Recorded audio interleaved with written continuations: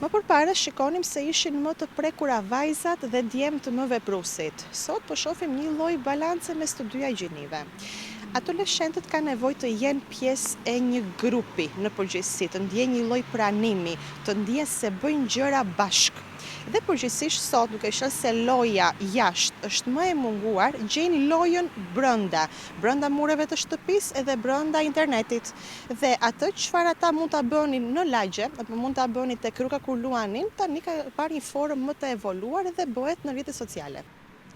Të krijuara si mjete komunikimi i argëtimi, rrjetet sociale nga dita në ditë po përdoren si mjete shantazhimi me raste konkrete të përditshme tashmë në qarkun e Fierit. Cilat janë shkaqet e një ambienti të tillë toksik digital? Përgjithsisht, bullizmi i cili paraqitet në mjedisin e brendshëm të shkollës, po ai mund të paraqitet edhe në pjesën e, le të themi, internetit. Shkaqe të shumta, por i pari mund të përmendet anonimati.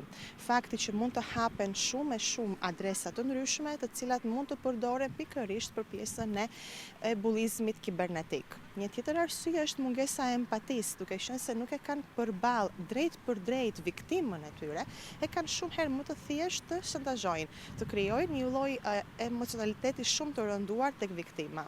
Tjetër arsye është xhelozia, inati i mbartur dhe nevoja shumë e madhe për hakmarrje ndaj elementeve specifik për arsye të ndryshme.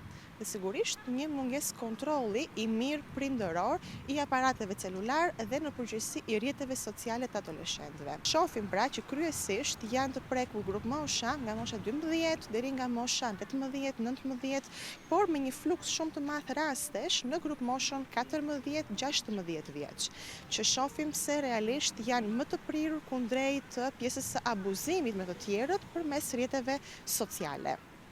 Ka munguar te mosha 40 deri në 50 vjeç me raste konkrete së fundit. Patjetër që po, është një grup moshi dhe ajo preket, dhe jo vetëm ajo. Në përgjithësi cyberbullizmi është i kanalizuar në të gjitha moshat, duke qenë se është shumë e thjeshtë të aksesohet në të gjitha moshat. Përgjithsisht mosha më të mëdha, pra se grup moshi referohet një adoleshencë e dytë, nëse do mund ta quajmë në këtë lloj forme, dhe një lloj interesi shumë i madh për rrjetet sociale, duke qenë se kanë atë pjesën që nuk duken, nuk njihen ose pretendojnë se zgjenden dhe nuk kuptohen se kush janë. Shiko, në fakt, u bë disa vite që ne tashmë po jetojmë dy jetë. Po jetojmë jetën fizike, ku mund ta prekësh gjën, po jetojmë edhe jetën virtuale, ku nuk mund ta prekësh, por mund ta thuash. Në fakt, dëmtojnë të dyja njësoj, si dëmtimi në jetën fizike, ku gjëja preket, ashtu dhe dëmtimi në jetën virtuale.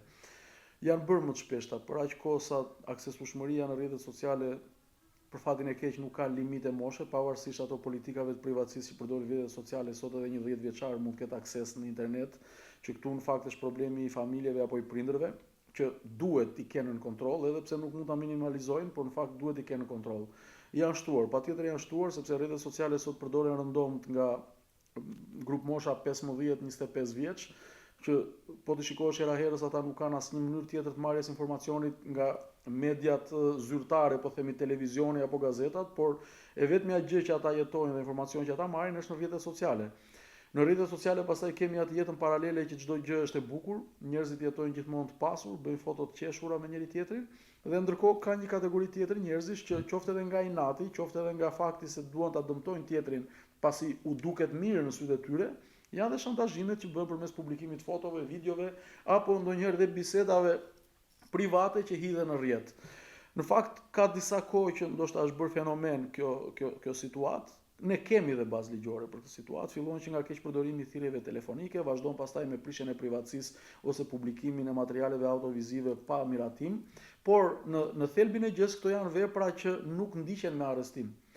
Jo vetëm nuk ndiqen me arrestim, por as nuk përfundojnë me dënim. Përfundojnë me dënime alternative ose me masa sigurimi që nuk e minimizojnë gjën,